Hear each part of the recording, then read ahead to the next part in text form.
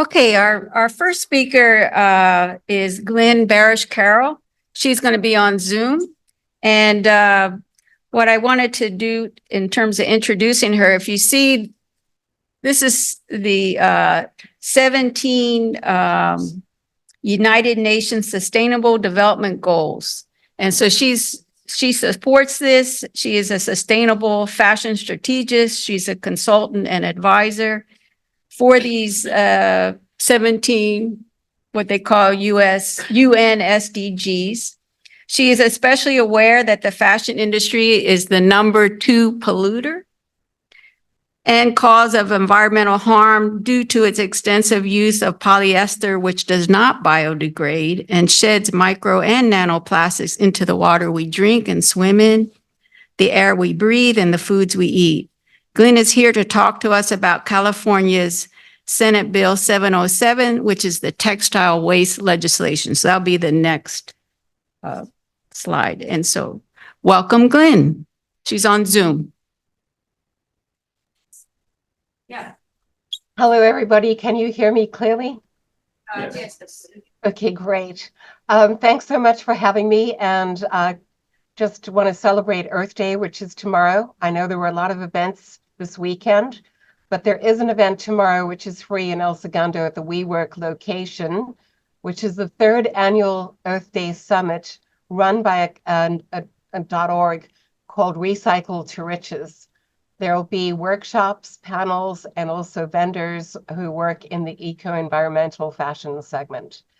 Working with the fashion industry has been hard. I have those SDGs as goals, but I just looked up the report and we're basically at 30%, with a lot of companies not even going towards them at all. So in the 2023 report, they were saying which was halfway, with the goal being 2030.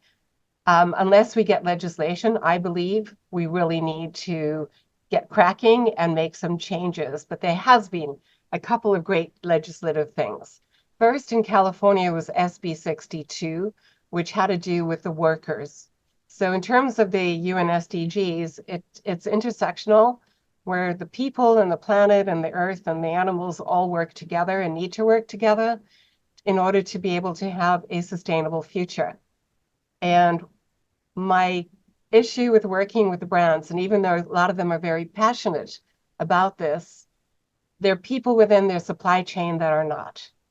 So the second act is being introduced called the Fabric Act on the East Coast by Kirsten Gillibrand. And that act incorporates the SB 62 of California. They're working with our Garment Workers Center, the local one in Los Angeles, to get information on it and how to implement it in the East Coast and then also global across the country. It also has supply chain visibility requirements. And this has been something that people don't understand. They always blame the brand for the brand just not, following protocol, but often it's the supply chain, because you work with an agent and the agent may subcontract. So down the line, there's very little transparency, and you can lose the traceability of where your yarn came from, where your seed came from, your cotton. Was it GMO modified? There's so many things that really have to be put into place to protect us, because what we're finding with the plastics that are in the environment, it's causing a huge health care crisis. And I did find that there was a study at Rutgers and again at NYU, and they have over $298 million healthcare crisis that they're allotting to the plastics in our environment. Now, the plastics come from waste. The plastics come from polyester. And we're also supporting the fuel industry and the fossil fuel industry by continuing to use plastic. So SB 707 is to address the problem of textile waste and its ensuing environmental damage, as you can see on the slide. I really personally, my personal wish is that we stop using virgin plastic, we stop using, and we ban polyester in our water systems. And this is in our beaches, in our pools, on our athletes. And even us, we're using polyester garments and buying polyester garments because it's seeping into the environment and it's going to affect all of us in perpetuity.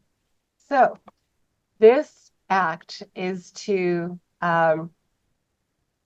make producers responsible for the end-of-life solutions for their product. So you can no longer make a plastic cup or a polyester garment and just forget about it and pass it on to the next person as their responsibility.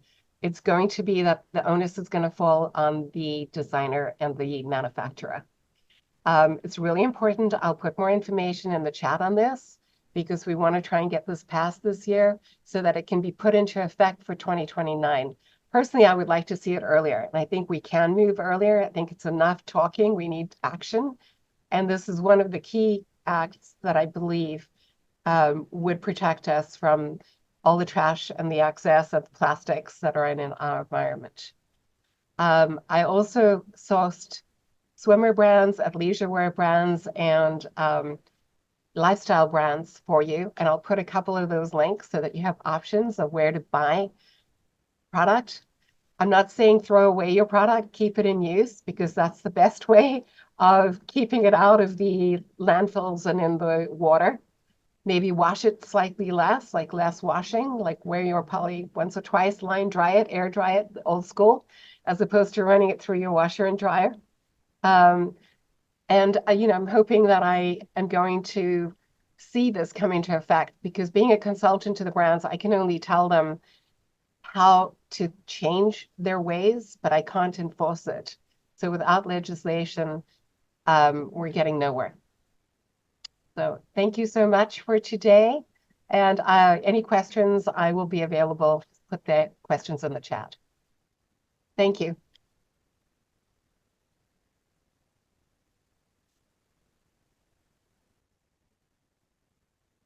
Okay, next we have our featured speaker, Edward Humes. He spoke to us 2 years ago in April 2022, and he's back to help us save us from being, quote, the most wasteful civilization in history. That was in his first book. In his new book, he said he was inspired years ago at a sustainability summit convened by Walmart, where one speaker argued that companies needed to focus on reducing waste.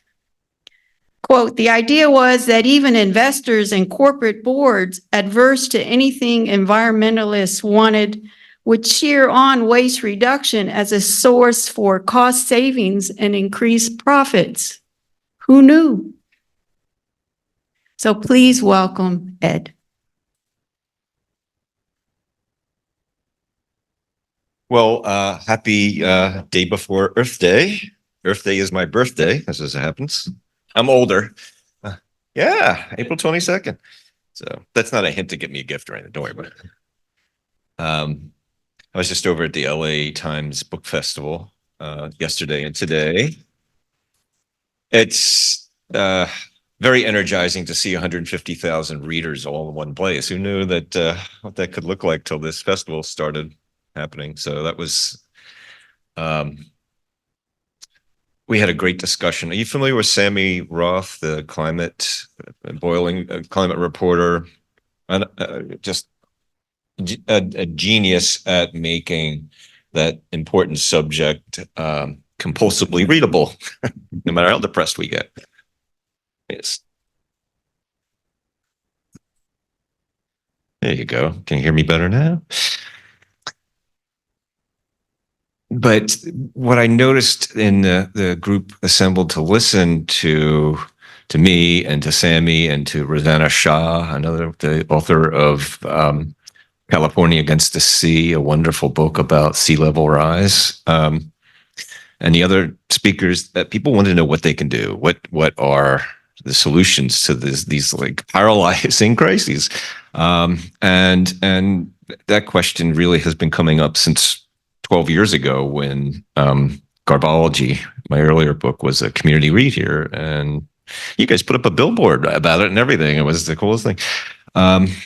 And I've been trying to find a way to return to this subject of wastefulness and to go beyond what was the primary topic in garbology, which was what we roll to the curb, what we throw away, the kind of the most visible form of our waste, and to look at the as Anne said, what makes us the most wasteful civilization in history, and it's the waste embedded in everything we do, in our products, and as you just heard about our fashion, fast fashion is a fast trip to the graveyard for our environment, and the plastics, of course, is a huge part of that. So the idea behind this book is, okay, what if all these paralyzing problems, plastic pollution, climate change, energy shortages, food unavailability where it's needed most, what if they were all manifestations of one thing? The thing that that guy at Walmart was pointing out to the corporate chieftains: waste. Waste is the driving force behind most of the worst crises we face. It's because when you pay your utility bill, 2/3 of that is paying for the electricity that's being wasted, the energy that's being wasted in bringing that electricity to you. When you pump gasoline into your car, if you have a car that uses gasoline, 4 out of every $5 is paying for the waste inherent in that automobile, because only about 20% of the fuel actually propels the car. The rest of it is proving what physicists have always said, that cars with internal combustion are furnaces on wheels, and the heat is the main product. Yes. Okay. Yeah. Well, that's a good one to be up there now. I forgot I was doing slides. If you click on that, that Trish starts moving, which is kind of cool.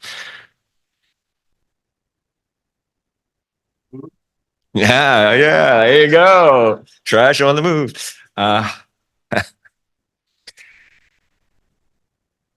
good news is that when you start talking about waste as in a conversation, whether it's with Walmart executives or red state communities or the people of Palos Verdes, nobody's for waste. There's no yay waste political party. It's a cost and a loss. It's bred into us to reject waste whenever we can, and it's a kind of a big tent issue. And what I found was that things are happening in communities all over the country that are addressing waste and the environmental catastrophes it's driving in really cool ways, innovative ways. It may not even come out of discussions about climate or air pollution or environmentalist concerns that drive many of us, but it may be for economic reasons. It may be for health reasons. It may be finding out that having a gas stove increases the risk that your kid will have childhood asthma 42%. That's not a good thing. If I had known that, I would have ripped my gas stove out a long time ago when my child was growing up with asthma. And we said, why is it always around the holidays that he starts getting these attacks, And he wasn't sick. He didn't have a cold. Well, that's when that oven and that stove is constantly going, where we were baking and making feasts. And I think this is a common pattern that we haven't known about until fairly recently, that this sort of heart of our homes, our kitchens are also making us sick, And if you think, I love the gas stove example, because if you think about it, we're burning fossil fuels in the middle of the house, unventilated. What could go wrong with that? And I find the more that you look at some of the things that we're just so used to, we don't see them anymore, the more you realize that this waste is embedded in so many places, and that it's not that easy to solve. And sometimes it's not about giving up things we love. I mean, I don't love a stove. It's just what I'm used to, but it's upgrading to something better. I write about a couple of chefs in this book who are championing induction cooking as not only as clean and cool, and it is cool. Has anybody tried an induction stove? So it's magic. And if you put your hand down on it when it's active, what happens? Nothing. it's so efficient. 90% of the energy goes into cooking food. Anybody want to take a guess how much your gas stove wastes in terms of what its energy usage? That's pretty good. Yeah, 70% is waste, because it's too busy heating the whole stove and the room. And if you work in a restaurant, anybody ever do kitchen work in a restaurant? I was a short order cook in college, so it gets really hot in there, and it's not a healthy hot. Every restaurant's a sweatshop, in fact. I think that there's a certain magic to changing the discussion to go after waste as the arch villain of our environmental problem, and I have been getting a really good response because people start smiling and start thinking about, well, actually, I could do this differently, or I could do that. There's a great story that I should say, people ask me, is my book a downer? And I say, well, the first thing you read is that you're eating 285 pieces of plastic every day. It's not a downer. Yeah. Even though that adds to about a credit card's worth of plastic a week, that you could be eating up to that, based upon testing of plastic content in our drinking water and our food and other things that we consume. You heard one major source of that being our textiles, but disposable plastics made out of fossil fuel, created 100 years ago to be durable and to make beautiful objects and to be useful and to become a critical component in the then emerging electrical grid. It was never imagined we'd be foolish enough to make something disposable out of this forever substance, which is related to forever chemicals, which are also everywhere in our environment. We've done some really stupid things, but we're so used to them, we don't realize they're stupid anymore. It's just the way it's always been. So there was a kid in Seattle, and can you go to the next slide, please? Cute kid. That's Owen Metzger, and he was learning about recycling some years ago in grade school, and he came home and he went to the junk drawer and said, "What's this bag of batteries doing here? Why don't we ever get rid of these? Is this going to be recycled, Dad?" And Dad says, "I don't know. That's why it's in the drawer. We don't know what to do with them, because you can't put them in the trash. You can't put them in recycling." And he said, "Well, let's make a couple calls." And he found out where in Seattle, where they live, there was a place that actually did recycle batteries and handled it responsibly, and you just had to get it to them. So he said, "Let's take a drive over there, Owen, and we'll drop off the batteries." And Owen said, "What if the neighbors have some? You want to ask them if they've got some batteries?" So pretty soon they had a couple of households worth of old batteries that had just been getting nasty in the drawer for years, probably. And they take them and they got it recycled. And Owen was so happy. He said, "I'm going to tell my teacher about this." And his dad said, "Well, let's make this a weekend project and keep it going." And pretty soon it encompassed the whole neighborhood, and then the whole section of Seattle known as Queen Anne, and then other neighborhoods were getting on what was then an email list. And he said, "This week we're picking up styrofoam, or this week we're picking up old Christmas lights, and we're going to get them recycled." And people started offering them money and said, "You shouldn't be doing this for free. You're taking up your whole weekend doing this." And they said, "No, I don't want to take money." So, "Well, you should make a business out of this." This, not Owen, his dad, Ryan. And eventually he decided, well, maybe that I could do that. And 4 of the early adopters of what was then called Owen's List, this email list of trash, went into partnership with Ryan, and they started a company called Ridwell, a social impact company, which has just moved to Los Angeles because apparently people really like the idea that this unrecyclable materials like styrofoam, like pouches that are made of multiple kinds of plastic, which can't be recycled, and also other things we don't know what to do with, like batteries or what are some of the other crazy things? Christmas lights was one of them, eyeglasses.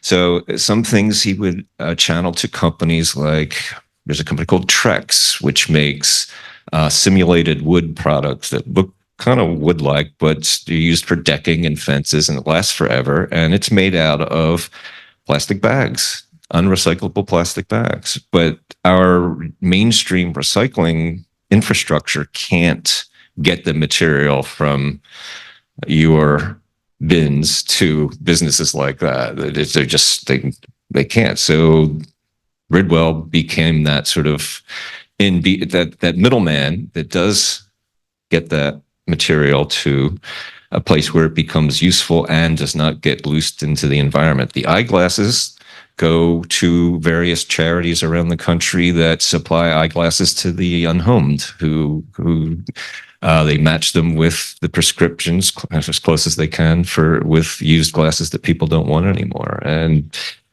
Halloween candies going to programs for homeless children who don't have birthday parties. So the Halloween candy is made into little party gifts, and one thing after another. It's a wonderful program. It charges about $15 a month to do these pickups twice a month at people's homes, and you get your little Ridwell bin.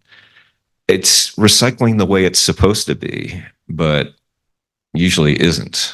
And I think it's both a hopeful story, it's a solution, but it's also just crazy that people have to pay yet more, even if it's a modest amount, to get something recycled properly and disposed of properly. That really ought to be the responsibility of the people or the companies that create this problem. And that's you saw that EPR, that extended producer responsibility law. I call it the polluters pay law. If you're making something that's unrecyclable, even if you put those chasing hours on it, that company should bear the cost of dealing with the material they're loosing into the world. That's not a regulation. That's just capitalism. You keep your profits, you pay your costs. You don't foist them off on taxpayers or consumers to take care of it for you. So I like what Ridwell's doing, but Ryan Metzger says, hey, I hope that these new laws really come on board. I'd like to be obsoleted. I shouldn't have to exist. I mean, I'm happy to do it because no one else is filling this role, but I'd be the happiest person around if I had to look for another job, because that meant things were getting better. And I love that. Can you go to the next slide, please? Yeah, you get that cute little box to put your stuff in. Next slide, please. Okay, now let's go to Peachtree City, Georgia, and the real car of the future. This is a town. It's not a retirement community, which has a sort of separate travel network where cars aren't allowed, and it's 100 miles of what started out as kind of a walking, hiking trail, and now has become, the golf car capital of the world. Most of the households have one or more of these vehicles, and they also still have their cars. It's just they don't use their regular cars very often because this solution works for them really well. And it's more social, it's slower. That's the mayor, Kim Leonard, who's an engineer. And she says, yeah, I get about 45 miles from these. And those are just lead acid batteries packs in there. They're not even fancy lithium batteries. She also won't buy a new one. She says, I only pay $4,000 for one of these puppies. So I get it used. There's a big used golf cart market. And they have, she says, I feel sorry for people who don't have this because I don't get caught in traffic. I can stop and do a little bird watching on my way to work at the town lake. I can drive to the airport in this thing. We go shopping. Next slide, please. It's also a rite of passage when you get to be 15 and a half. That's the high school parking lot. And it's a happy place. They get out of these things and their cheeks are ruddy and their hair is a little windblown, but who doesn't like a convertible? And there's no fatalities yet, and this has been going on for 30 years now. They charge them with regular outlets. There's no special charging infrastructure required. Their insurance costs go way down because they hardly ever drive their cars, their gasoline powered cars or whatever it is they're driving. It's about 30 miles from Atlanta. So yeah, that's when they need to make an excursion to the big city. They use your cars then. But think about that. Why does this work there but not elsewhere? Well, it could work elsewhere. In fact, we have a representative of a agency here, Jackie, who's working on that right now, a local travel network for the South Bay that would recreate this kind of vision and is being tested out in El Segundo now, using signed and marked surface streets specifically laid out for using this kind of let's call it a neighborhood electric vehicle instead of a golf cart. Sounds cooler, maybe an EV. These work because of how we actually drive, which isn't how Elon Musk is telling us that we have to have an electric car that can go 300 miles on a charge. Who here has recently driven 300 miles in a day? Who here has driven that more than 2 or 3 times a year in a day? How often do you need to have a Tesla's capacity then? You don't. Half of our trips are 3 miles or less when you get in the car. And 93% of them are 25 miles or less. That's what we need a car to do. You wouldn't go out and buy a sledgehammer for all your hammering needs and start putting up picture hooks with them, right? You get a hammer that fits the job. But when it comes to our cars, we all are driving sledgehammers, except places like Peachtree City have this other model that works for them. And I think we need ideas like this, not to replace what we're driving now, but as the best second car you're ever going to own, and the one to use for all those short trips, even though you may not realize most of your trips are short trips. You would save money, save the environment, and if that 93% figure holds, then you'd be using your gas-powered car for only 7% of your trips instead of 100% of your trips. It's the good enough solution that really moves the needle on the environmental damage our transportation is causing without the psychological hurdle of giving up your big ass car, so sorry, but that's how I think about it. And I don't know why our regulatory agencies, why our policymakers, why our rebates aren't aimed at these small format vehicles or e-bikes or e-trikes, which are excellent solutions to most of our transportation needs. Look at that lot.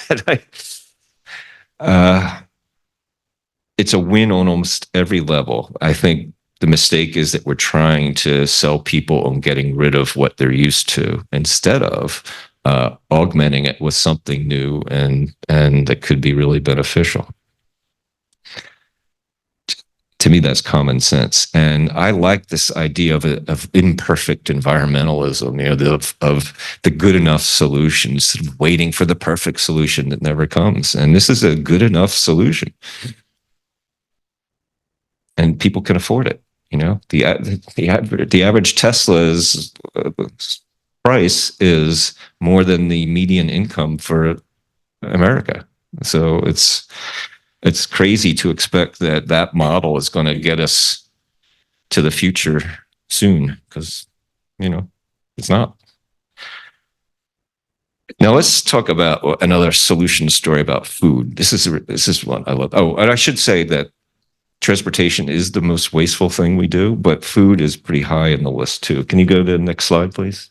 This gentleman is Jemiah Hargens, and he started a nonprofit called Crop Swap LA, and he turns people's lawns into urban micro farms.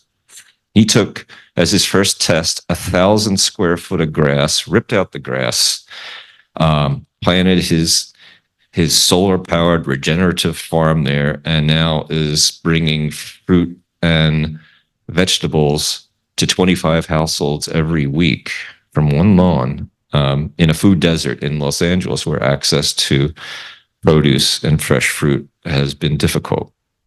Can you go to the next slide, please? These farms are beautiful too, by the way.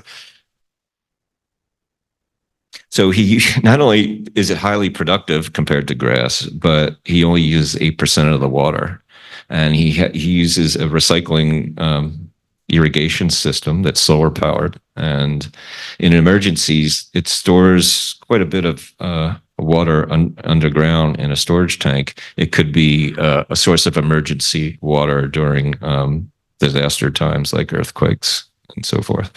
When some of our systems like the water may be shut down, you'd have to use one of those little life straw kind of filters and all to drink it safely, but it would be an option and could be enough water for a block. It's something like several hundred gallons. It's such an elegant solution because we have this resource, this grass, and it's almost a crazily wasteful industry. The amount of money and chemicals and effort that goes into maintain the grass lawn could just as easily be used to produce nutrition. And it can be your backyard too. It doesn't have to be your front lawn if that bugs you. But does anybody grow any of their own vegetables here? Tomatoes, perhaps, or get one at the farmer's market, maybe? Because the taste and the nutrition in that is going to be vastly different than what you buy typically at the supermarket. You know, a supermarket industry farmed tomato has up to 70% fewer vitamins and minerals in it than the one you could grow in your backyard or that was sold everywhere 50 years ago. The only thing that's higher in content in those factory farm tomatoes are salt, like 17 times more salt. So just what we need, right? I want to tell you one more. Oh yeah, these are the downers. Just, you know, can't talk about solutions unless you talk about the problem. So those are some scary numbers. Next slide, please. I was looking at it on how much plastic waste is generated globally, 400 million tons. How much is recycled and how much is getting loose into the environment or otherwise not disposed of responsibly. And that's why we're ending up with plastic in everything and everywhere, including ourselves. It's being found in newborn babies' poop before they've even had a meal. They've got plastic in them. And the plaque in your arteries has plastic material in it now. It's just horrifying. We're all in a 50-year experiment to what's going to happen if we make plastic a part of our diet every day. And I'm not feeling too happy about the possible results of that. All right, the last one I want to tell you about is the city of Morris, Minnesota. And about 15 years ago, some students at Morris decided to start a composting program at the University of Minnesota Morris campus. It's a major agricultural region. And the farmers said, we know we've been trying to do this for years. All the experts say it's too cold here, it won't work. And the students figured out how to do it without special equipment, without spending a lot of money, and it became wildly popular. And ultimately, they donated it to the county, and the farmers there love it. They're getting cheap compost. The ag waste is taken care of. Food waste is taken care of. And they started partnering with the university to do some other things. And over the years, they've tapped into these wind turbines on the campus to produce ammonia, which is the most manufactured chemical in the world, and is also about, over 1% of the climate disrupting emissions that are raising global temperatures come from the manufacture of ammonia.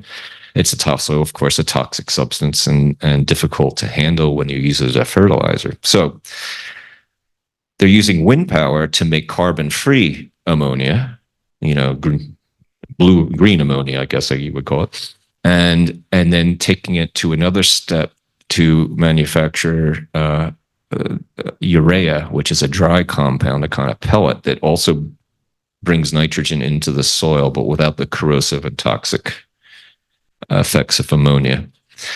And as you can see there, there's solar panels out with the cows.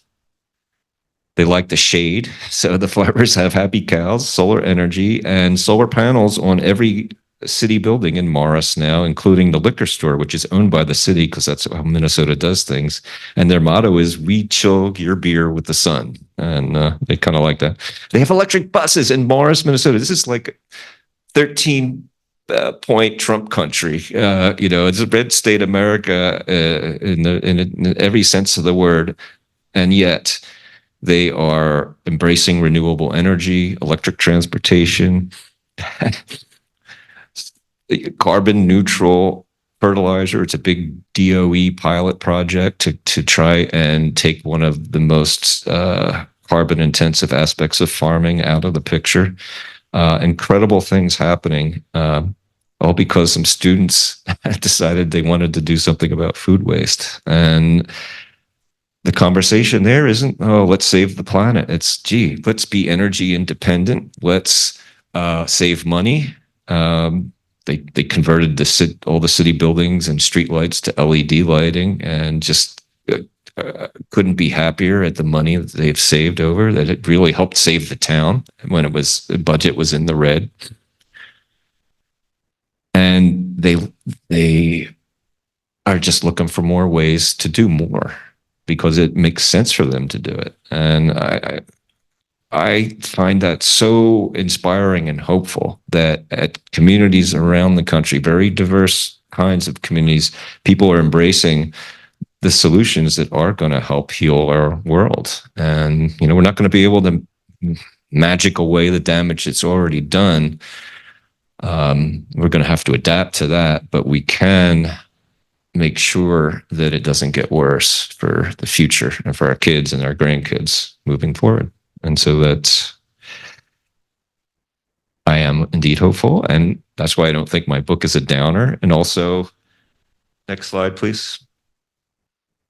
A big part of the book is consulting with people in different, with different expertise, chefs, utility people. I have the plastics trash genius, a MacArthur fellow who first quantified how much plastic pollution is going out into our waters, oceans, and rivers. And if you do what I did, which is to tour a supermarket with her to look at the packaging, you'll never go shopping again. No, you'll never want to go shopping again. She says a lot of people cry on this tour, and now I can see why. She has a lot of ideas on how we can deplasticize ourselves, and so I created a master list of this, sort of every part of your home and your daily lives, how you can make a difference, and also how you can support more systemic solutions like producer responsibility laws, which are powerful and don't have to be just about plastics. They could apply to anything that is harmful, and yet those causing the harm aren't being held to account. So I'll take some questions now. Now that I've injected the note of hope. Yes. Second of all, when it comes to plastic and producer responsibility, our own Senator Van Allen here in this area has authored that legislation. It's world leading, so it's a bright spot as regards that particular waste stream. I was interested in what's happening with the monetization of waste or generating revenue from trash, which seems to be happening more in Europe, is my understanding. And the corollary of that, the solution side is why it's not happening here. I don't know if the medical community has yet risen up about the danger of eating a credit card a week, or if climate issues, solutions tend to be repressed by the fossil fuel industry and enablers in that space. And I don't know if you're seeing similar when it comes to waste and those who profit or are somehow vested in our current waste. I'm sorry, there's a few pieces to that. Yeah, no. Oh, okay. So, sorry. Okay. So to sum up, the question is does attacking waste, could it be more effective than other solutions to our environmental problems that are posed for a variety of reasons? And what's the economic costs and or profits from waste, and why does it seem like places in Europe, for instance, are more advanced than we are on some of these issues? So you were definitely correct. Beginning with Europe, they're doing some amazing things with reuse of containers. They're sort of, in some ways, it's back to the future for them. The systems that we had widely in place for things like, Coca-Cola and other products, beer, where the bottles would be collected and reused over and over again because they were made out of glass, have diminished to almost non-existence in the U.S., whereas they've been increased and built up in other parts of the world because they actually make sense. And part of the reason they make sense is because of the producer responsibility laws, that if the manufacturer is being required, the bottlers and the container makers, to be responsible for the life of their product and the death of their product as well. So that creates a new economic incentive to not fill the world with plastic waste. That is the purpose of the producer responsibility laws that are coming on board and going live in a number of states. The one I focus on in my book, because it was the first, is Maine, which also has probably the most powerful version of this law. Because it's not administered by the polluters themselves, but which happens shockingly often, and when solutions have to become compromised.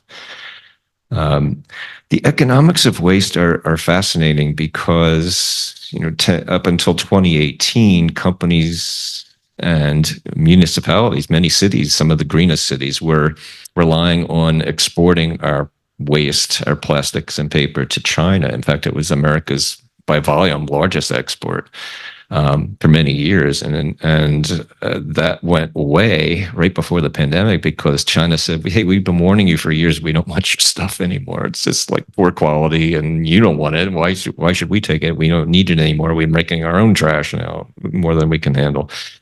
And our recycling systems collapsed because suddenly a source of income for many communities and for companies like Waste Management and its rivals went away. And the cost of recycling was revealed, as well as the fate of what we thought was getting recycled was revealed to all. And it's all been a sham. 50% of our plastic waste was going to China on empty containers.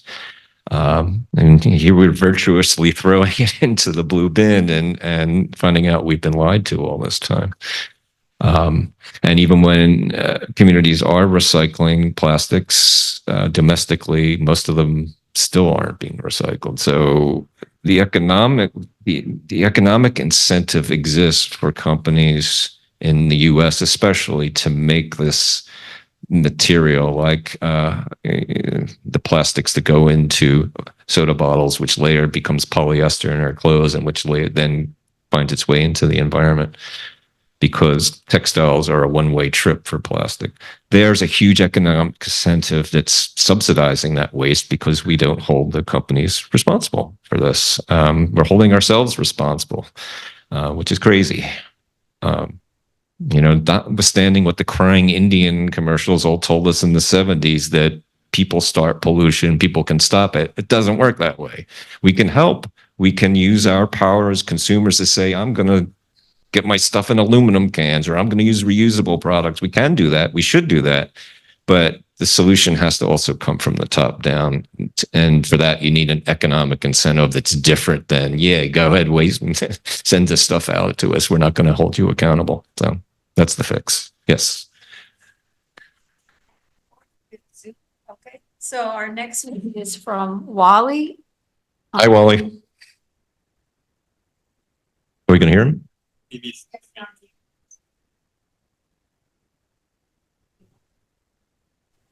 Sorry, I always forget the mute key.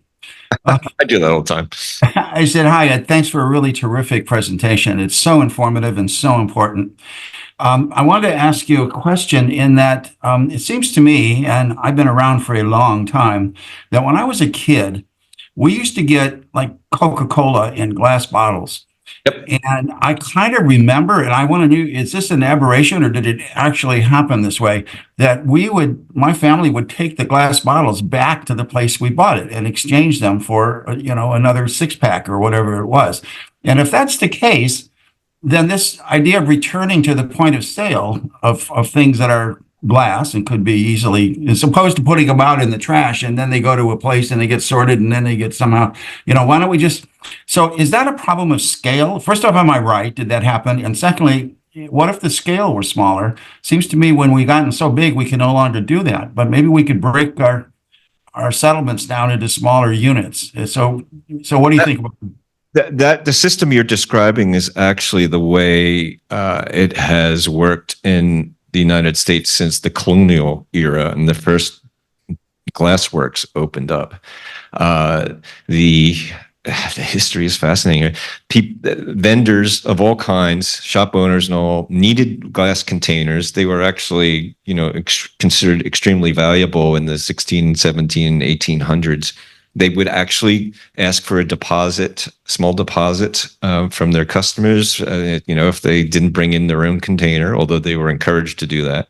And then when they came back with their wine bottle or beer container or whatever they were buying in liquid form, they would get refilled. And it was a perfect system because those containers had value, and could be reused.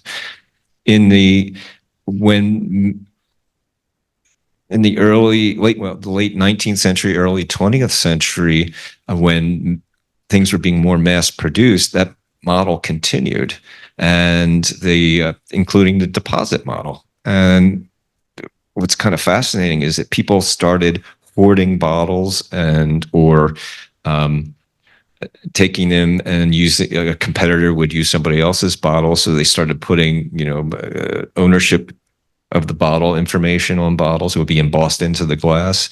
And there was also a new career born called bottle detectives. There was actually detectives who specialized in chasing down large quantities of bootleg glass bottles and returning them to their proper owners so they could be put back into circulation with the products that were like seltzer. Seltzer began its life as our first sort of soda beverage in that era of bottle detectives. So that continued up until the 1950s and 60s. Coca-Cola famously had these amazing automated. I see what these places look like, and it looks like pin setters in an old-fashioned bowling alley that were so cool. And they'd wash the bottles, then refill them and put them back in circulation up to 50 times. You could do that with the glass bottles of that era. It was only the invention of number 2 plastic, PET, although also known as polyester, that was the first plastic bottle that didn't explode with a carbonated beverage in it. And that was the breakthrough. And that's what's been killing us ever since. So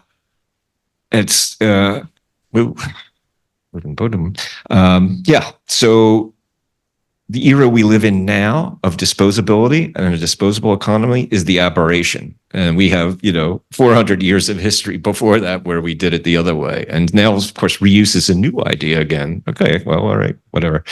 But it's the one that makes the most sense. And we've only been normalized to this incredibly wasteful style of consumption, just out of habit and marketing, and because it feels to us it's always been that way. But if you're old enough, you remember when it wasn't. Yes. I wondered if you would to the plastics in hospitals. My experience is It is. Yeah. Medical waste.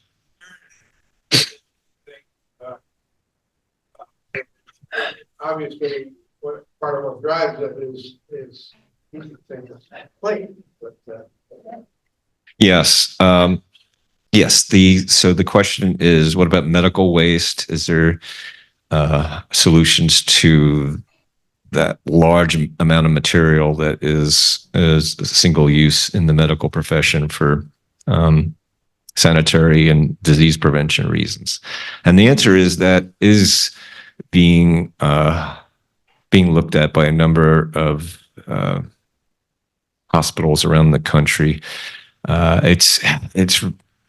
It's challenging because there are legitimate reasons why you don't want to reuse some things. On the other hand, there were systems in place to sterilize medical instruments for most of the 20th century, that before the advent of disposable everything in the hospital. So the research underway now is, what can we safely reuse?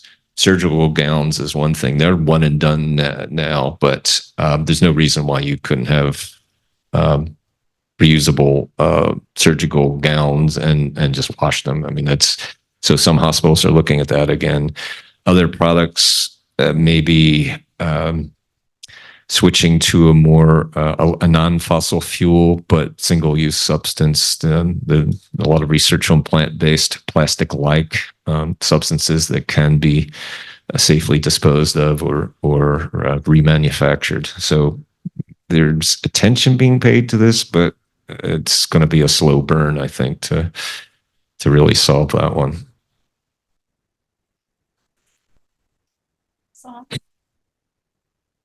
Song, you can ask your question. Sure. Thank you. Oh my gosh, this has been amazing. I feel like we're sitting around a campfire. You're telling us these really great stories. You got great delivery. So thank you so much. This has been really awesome. And I love what's happening in Morris, Minnesota, of all places, and how you frame it, how it's about really energy independence and saving money. Those are really great messages to convey all around. But I also want to look at the fact that it's a farming state, right? So they have a deeper connection to the sun, to the soil. And what we see even in non-farming states like California is kids, teachers, parents, they have a connection to the electrons that they harvest, right? Like there is this visceral, like they're proud that they grew this. They didn't, it's like harvesting a tomato almost. That's that same feeling. And I feel like we don't really capitalize that enough, right? And kind of telling the story of why solar, why do we, all the things, different things that we do to protect our planet. So what do you think in terms of like really tapping into the story of who we are as a people? No, I think you nailed it with that, that taking pride or having a connection to these solutions at the community level, and where you can really see the difference in your daily life. I think that's key. And I heard from my cousin in New York who's been struggling with long COVID, and she's had a lot of respiratory issues. And she said, "I read your book, and I went online, and I ordered a tabletop induction cooker for $64 from IKEA. It was a good deal." And I stopped. This is like 2 weeks ago. I got her an early copy of the book, and she said that she stopped using her gas stove and has been cooking 95% of the time on this little tabletop deal. And she says it works great, and I'm feeling better. I'm not coughing so much. My breathing is eased. I think it's really made a difference. And I don't know if it did or not, but I'm happy she's feeling better. And she found another one of those kind of good enough solutions. She can't replace her whole stove, but she has this alternative that she loves. And it's the same thing with what Morris did, that they love the way they're doing things now because it's better for them, and they're proud of that. There's, the most renewable state in the country is Iowa, because the corn farmers there plant the windmills in their corn fields and plow around them and stuff, and they do it. Many of the installations there are part of local cooperatives where the farmers banded together and raised the cash to build these wind turbines to finance them, so they own those electrons, and they're selling them, but they have the cheapest electricity practically in the country because wind energy is so efficient and so cheap, particularly in that part of the country. If Iowa, I mean, nobody guesses Iowa is our most renewable, our greenest state, right? But if it was a country, it would be the second most renewably powered in the world because of what those farmers have done, and that is an enormous accomplishment and benefit for us all. But their motivation is, again, things that they care about in their local community. They're using a resource that they'd be foolish not to exploit. And the fact that it's also good for the world is, cream on the frosting on the cake for them. But I think you could find that connection everywhere if you look hard enough. Being proud that your lawn is supporting people who need nutrition. I love that. And during World War II, 40% of our produce came from home gardens, because that's how we could produce nutrition in a time of war where a lot of our supplies were going overseas.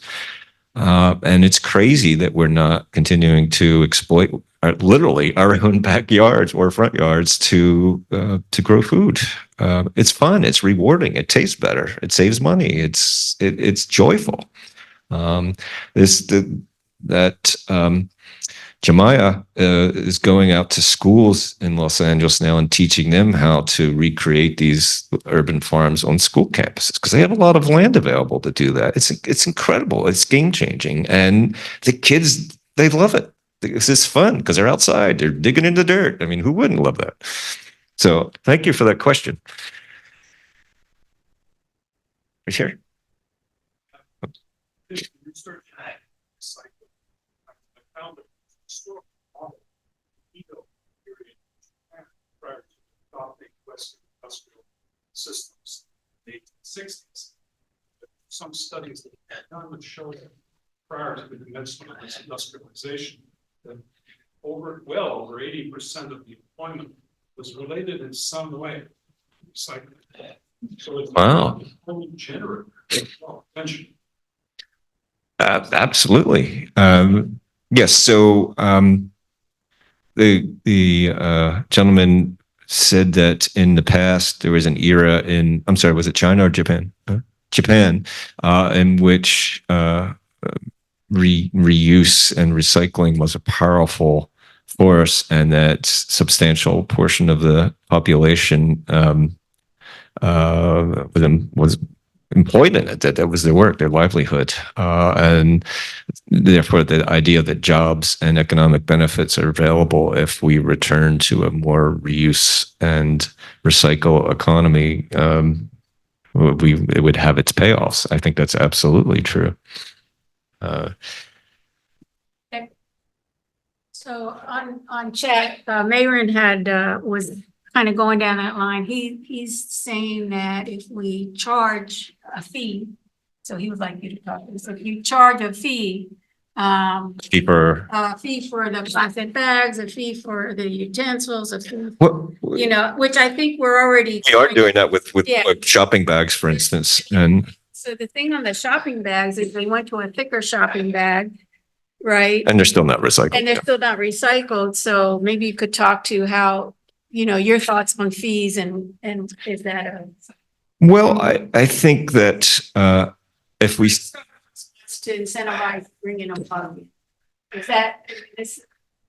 Yeah, I think financial incentives, whether it's a reward for bringing a reusable or a fee for using a disposable product, has some value. I mean, it has changed behavior in California. More people bring their own bags to the market than in the past because they don't want to pay that dime or whatever, for the throwaway bag. So that has a place. On the other hand, I don't think bans are very effective. Like the trying to, they call it a gas stove ban, but actually it was a ban on future natural gas connections in Berkeley. Was the first community to do it. Many others have done it.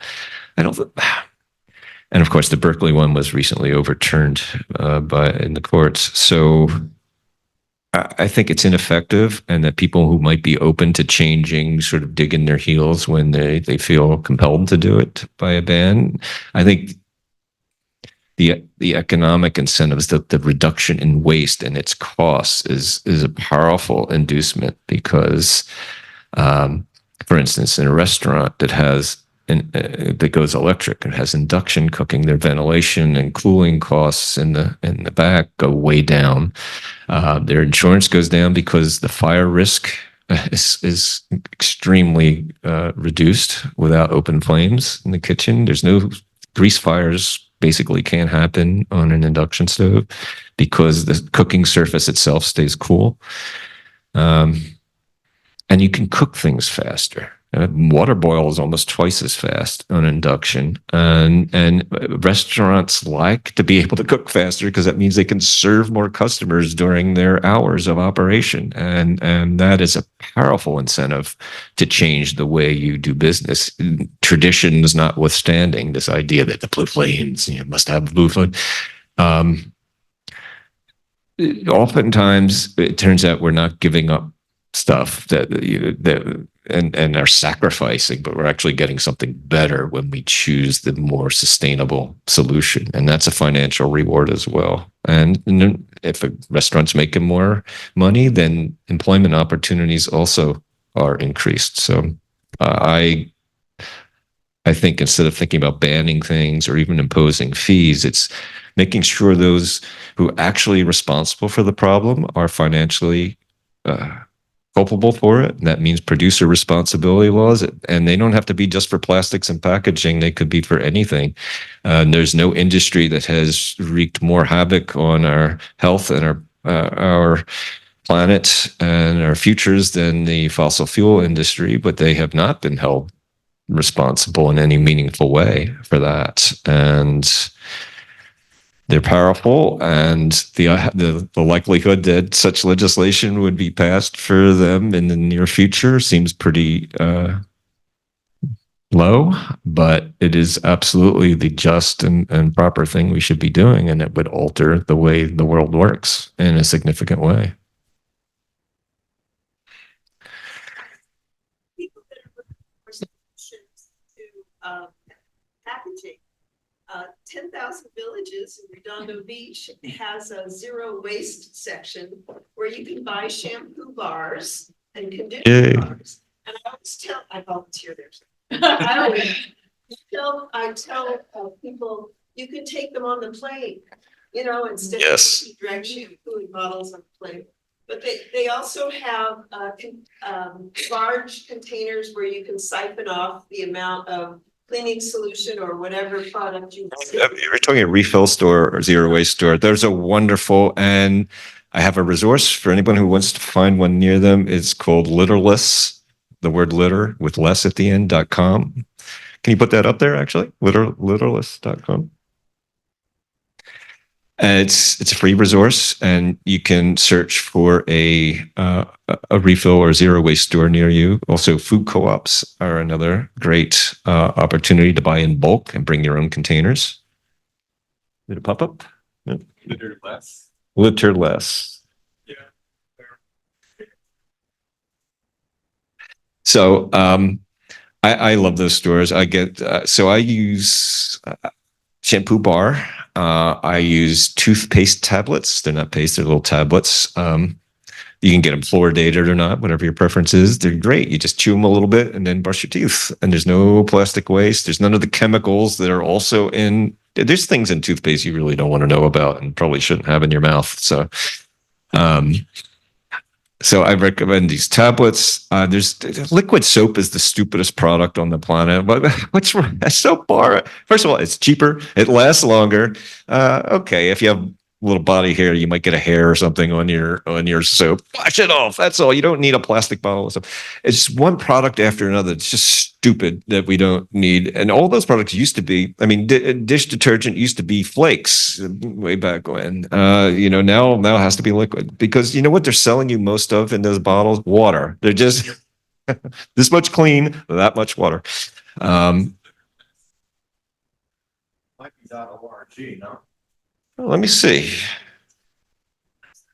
It looks different than I remember it. I'm going to look right now. Maybe I got it wrong. Litter.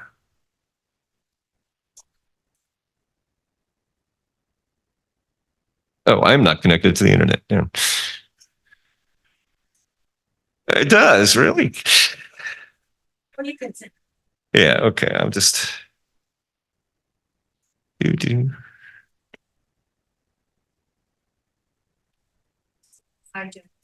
Okay, no, that's it. I don't know why it says coming this summer now. Maybe they've gone offline. Oh no, I love Literals.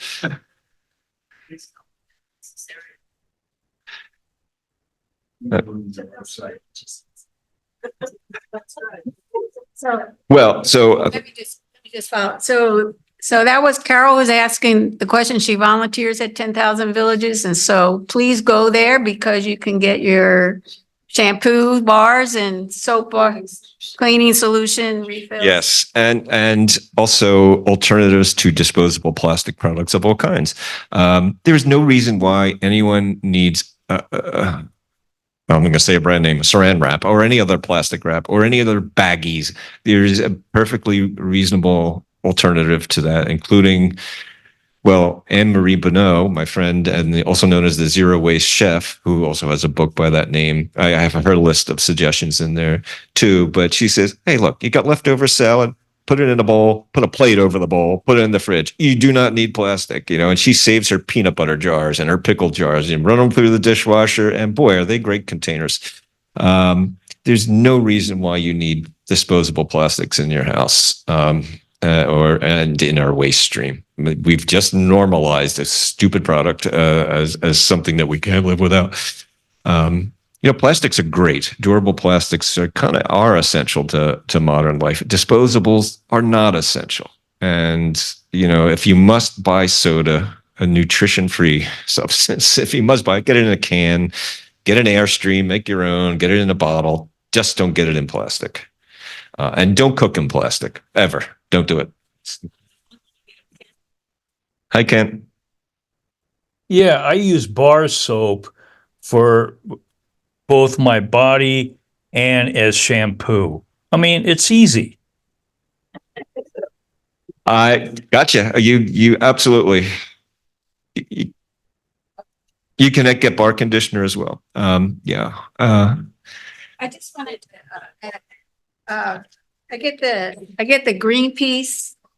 And so they're slamming any recycling of plastic in terms of it getting into what we talked about with Glenn, getting into our water, the micro and the nanoplastics.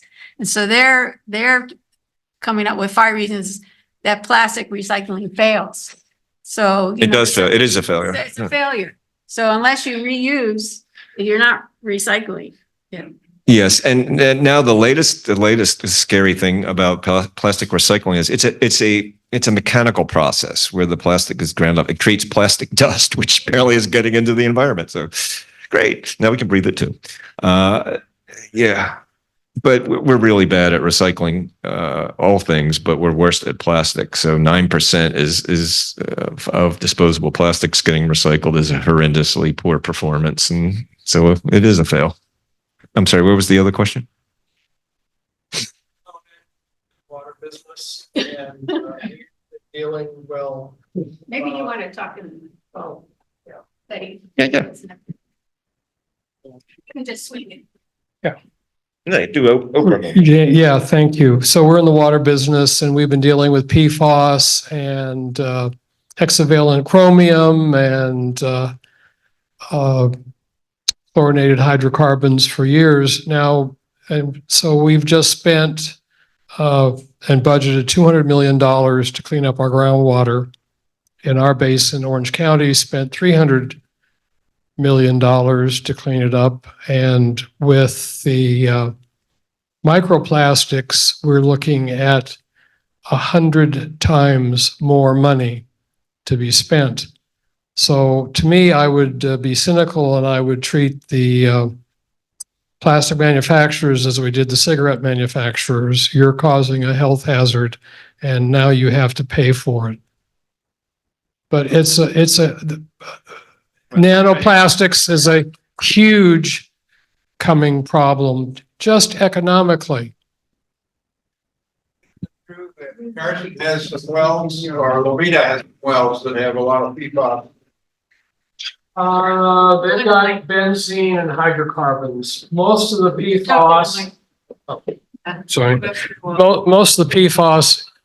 The question is, does Limita have PFAS? And I have not heard that, but they are treating their well water, so whatever in there will be taken out. But most of our PFAS in Orange County and in our central basin, the east side of the South Los Angeles County, comes from stormwater and river water that's being captured and filtered into the ground.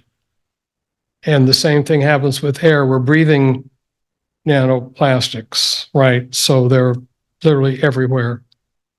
Anyway, on that cheery note.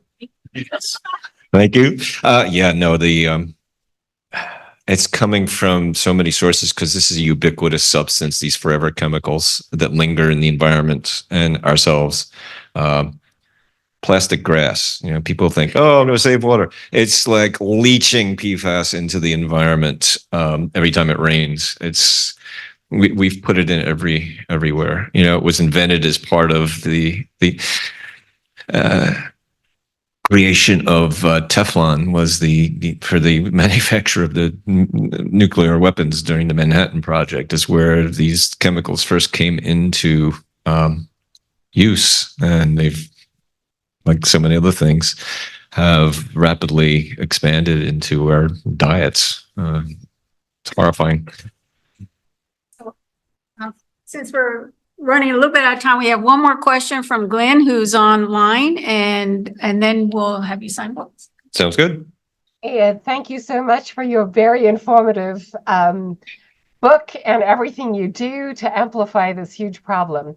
I work with a group of similar sustainable consultants that are global, and my European counterparts are saying that recycled polyester and other mixes are not the solution to waste management, that they actually should be made into the new fuels. And I do know of a couple of projects that are awaiting funding to do so, actually in California, but I'm not sure what your thoughts are on this, because you can take waste and you can create new fuel. So we don't need to support the fossil fuel industry any further. Wait, you're talking about waste to energy?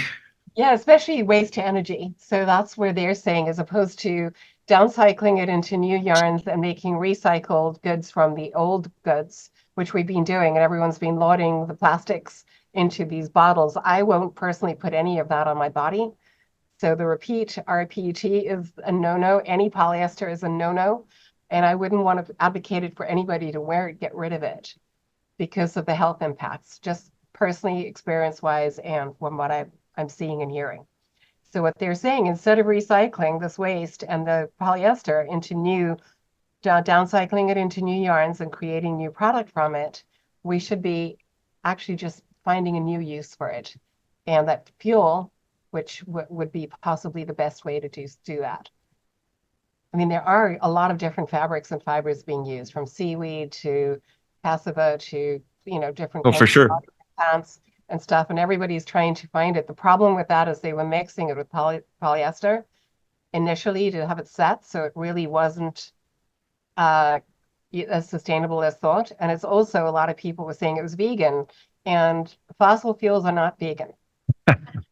So my thing was, don't tell me you've got With you a with that. polyester pant on, because it's not vegan. It comes from the dinosaurs. So forget that. Yeah, I think there's some debate on what these alternatives would look like. Some countries are heavily invested in actually incinerating it to produce energy. And waste is a pretty terrible fuel in terms of its, fuel efficiency, but it is, Denmark is particularly very proud of its waste energy and wind power fueled grid. So yeah, I mean that's definitely a solution. And to actually remanufacture a fuel from the products, which I think is something else you were talking about. I mean that's just kind of returning to burning fossil fuel, though. So I don't know if I could think that would be unless I misunderstood you, I don't think that is really where we want to go either. I think the solution is to reduce and ultimately eliminate this material for non-durable and disposable purposes. That's the real crazy thing that we're doing, and that literally the inventors of plastic never imagined or envisioned would be done with their, Henry Bakelin, who invented Bakelite plastic, the first mass-produced plastic, and artifacts made of it are now like treasures. The idea that this would become a something that instantly becomes something to throw away is, I'm sure, would horrify him. That was not the purpose, and we've twisted it into this supposed convenience, which is most inconvenient in every way now that we're consuming it as a food group. So I think the focus should be on eliminating this product from our cupboards and our shelves and hopefully our bodies. Yeah. Thank you for inviting me on the day before birthday. Well, that's our program, everyone. I just wanted to be sure, does everybody know about the hazardous waste recycling center that the city runs behind on Gaffey Street behind the refinery? It's open every Saturday and Sunday, so it's a great resource. You don't have to wait for that when your city does hazardous waste recycling. You can take things there. I just thought of that when you're talking about batteries. Okay, that's the program, unless anybody's got any announcements they want to put out there. Okay, that's it. Thank you. And there's a book signing going on right now over here. Yes, don't forget that.